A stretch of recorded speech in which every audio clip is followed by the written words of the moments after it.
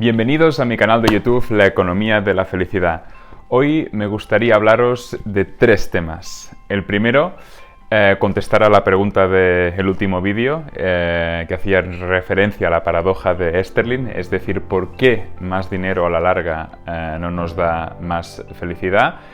El segundo punto será hablar de cuáles son los hallazgos más importantes que ha habido en la literatura de la economía de la felicidad. Y por último, cuáles han sido las conclusiones más sólidas a las que se ha llegado. Así que vamos allí. En el último vídeo acabamos preguntándonos por qué. ¿Por qué a la larga más dinero no nos da más felicidad? Y la verdad es que esta pregunta se ha estudiado a lo largo de los últimos 20 años y ha dado lugar a múltiples respuestas.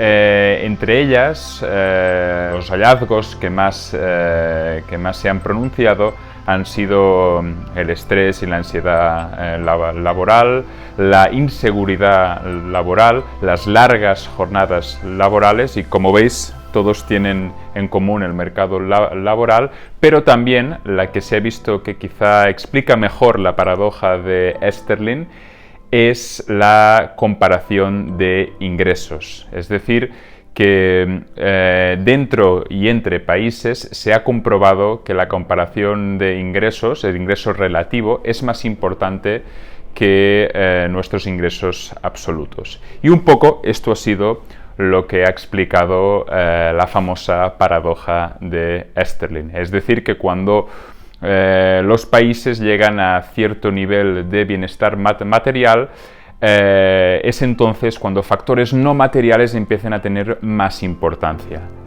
Estos han sido los más importantes, pero también hay otros factores como la degradación medioambiental o la exclusión social. Bien, yendo ahora al segundo punto, ¿cuáles han sido los hallazgos más importantes de la literatura de la economía de la felicidad? Después del hallazgo de Easterlin, eso dio lugar especialmente durante las últimas 2 décadas, con la aparición de datos de tipo panel, que ya abordaremos en otro vídeo, de muchas investigaciones que querían investigar la relación del bienestar subjetivo o la felicidad con muchas otras variables, ¿no? Y se han encontrado resultados realmente fascinantes. Uno, por ejemplo, es la relación de la felicidad con la edad. Se ha visto que tiene forma de U. Esto que se decía de que hay una crisis en los 40 o en los 50, efectivamente existe. Se ve que los humanos somos más felices cuando somos infantes y cuando somos más mayores. Y es después, sobre todo cuando tenemos 40, 50 años, con el estrés en el mercado laboral, por la preocupación por nuestros hijos, etc. Hay una serie de factores que, si queréis, podemos abordar en otro vídeo, que hacen que seamos más infelices alrededor de los 45 años. O sea que después la cosa mejora. Y por último, otro de los factores que se ha visto que ha sido un hallazgo bastante interesante es la situación sentimental de las personas. Se ha visto que en general, en la mayoría de estudios que se hicieron a lo largo de los últimos 20 años, la gente casada es más feliz que la gente soltera, divorciada o que se han quedado viudos o viudas, ¿no?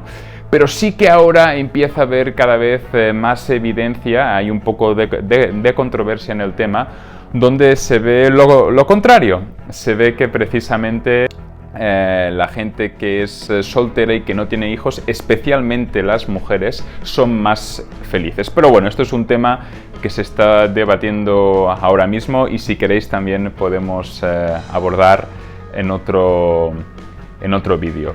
Y por último, uno de los hallazgos que se ha visto más importantes es la participación en el mercado laboral.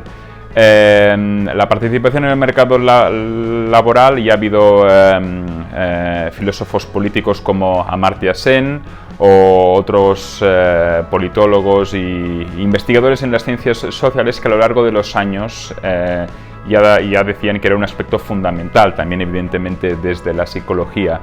Pero precisamente hubo una teoría muy importante en el año 1982 de María Giajonda, donde hablaba con su teoría de la deprivación de los factores beneficiales de tener un empleo, y eso se ha corroborado con datos empíricos.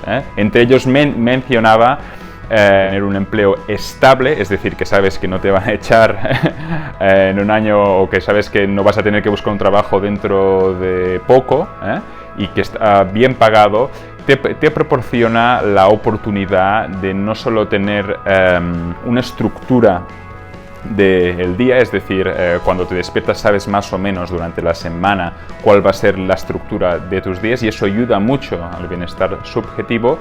También implica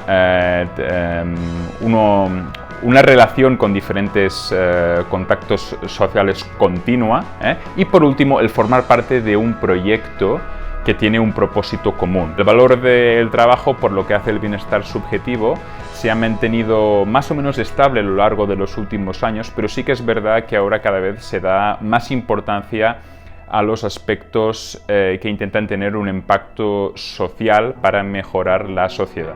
Y por último, el tercer punto del que quería hablar hoy es cuáles han sido, por lo tanto, las conclusiones más importantes. La primera, que está relacionada con el último punto, es que la participación en el mercado laboral, como decía, es fundamental para el bienestar subjetivo de los individuos a lo largo de su vida adulta. Y por último, esto ha hecho toda esta evidencia empírica que se ha ido acumulando, alguna de las cuales ya iremos también desglosando en otros vídeos, ha hecho que en las últimas 2 décadas muchos políticos de diferentes gobiernos, tanto occidentales como orientales, se hayan interesado para la medición de la felicidad como un medidor del progreso de la sociedad. Ha habido autores como Stiglitz, ¿no?, que ya dijeron que se tiene que ir más allá cuando se mide el progreso de una sociedad que solo teniendo en cuenta indicadores materiales como el PIB, ¿no? Él decía precisamente que la última crisis del 2008, si se hubieran tenido en cuenta cómo la gente percibía la crisis en términos de bienestar, los políticos hubieran visto que las consecuencias eran mucho más profundas de lo que las métricas tradicionales decían.